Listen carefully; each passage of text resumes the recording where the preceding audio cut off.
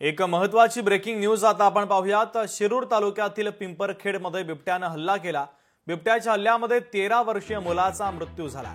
तर त्यानंतर ग्रामस्थ संतप्त झाले आणि संतप्त ग्रामस्थांनी वन विभागाचं कार्यालय पेटवलेलं आहे।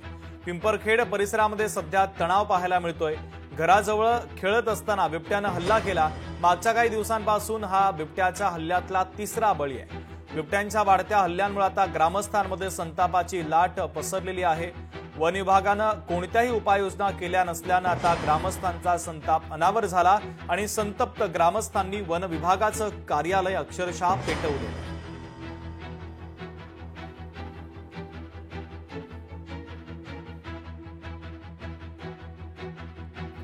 तर संतप्त ग्रामस्थांनी वन विभागाचं कार्यालय पेटवलेलं आहे।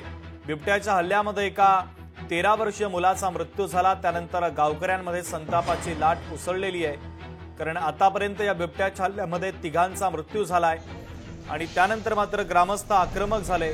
वन विभागानं बिबट्यांच्या बंदोबस्तासाठी काहीही उपाययोजना केल्या नसल्यानं गावकऱ्यांचा संताप अनावर झाला आणि या गावकऱ्यांनी वन विभागाचं कार्यालय पेटवलेलं आहे।